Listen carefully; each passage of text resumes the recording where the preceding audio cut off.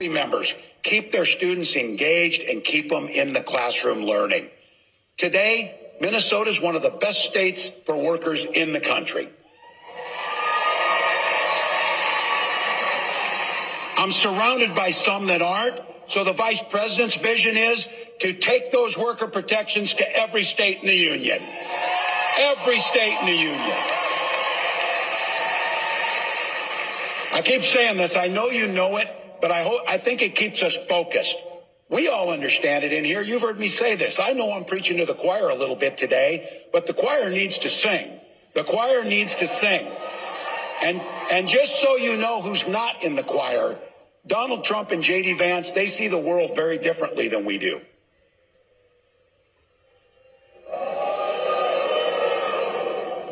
The only thing those two guys knows about working people is how to work to take advantage of them. That's what they know about it. Every single chance they've gotten, they've waged war on workers and their ability to collectively bargain to take that away from them. All we're asking for is better wages, better benefits, better lives, and dignity in the work that we do. There's a great bill in Congress. Should be the easiest vote you've ever taken, the PRO Act. Make it easier to form a union and bargain. Allow people to have the freedom to make a choice. Allow them to be able to do that. They also oppose the Public Service Freedom to Negotiate Act, which would require states to bargain with their employees. Look, if you're living in a state where you get to do those things, it's one thing. But our family and our neighbors and our fellow Americans are living in states where they don't have that. So when it comes to these so-called right-to-work laws that deprive us of the right to be able to form unions, fund what we need, Trump has said he supports right to work 100%. I saw our friend Sean Fain at the UAW had a name for that. He called him a scab, just to be clear. That's not name calling. It's an observation and fact, just to be clear. So, you know, you can tell a lot about people in their personal lives. He spent a decade stiffing service workers from dishwashers, waiters, and carpenters on his own properties to enrich himself. As president, he cut overtime benefits for millions of workers, and he opposed any effort to raise the minimum wage. That's all you need to know. You don't have to ask twice. We know who they are. A guy who goes to Mar-a-Lago, and this is a direct quote, he sits there and tells his friends, "You're rich as hell and we're going to cut your taxes." I believe him when he says that. But he also turns around and tells workers their wages are too high. I keep bringing this up. Who do you know who's asking to cut taxes on billionaires while stiffing working people? I don't know anybody. And I'll tell you what, I think there's a lot of people think that they're on his side or voting for him, that when you put it to them like that, they start thinking things differently.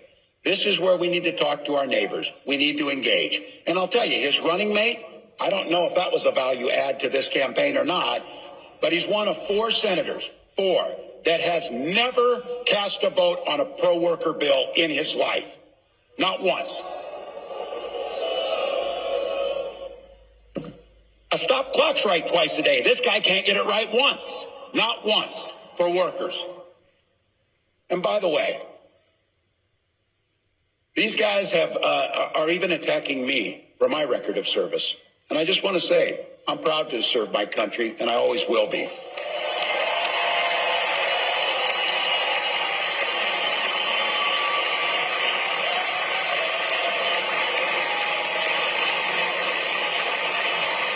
With my dad's encouragement, a guy who served in the Army during the Korean War, I signed up for the Army National Guard 2 days after my 17th birthday.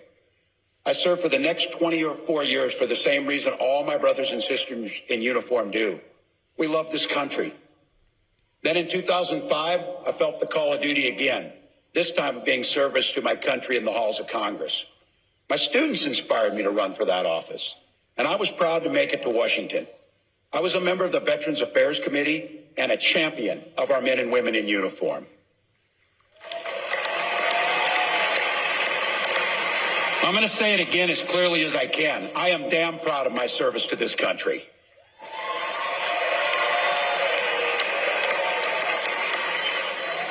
And I firmly believe you should never denigrate another person's service record. To anyone brave enough to put on that uniform for our great country, including my opponent, I just have a few simple words. Thank you for your service and sacrifice.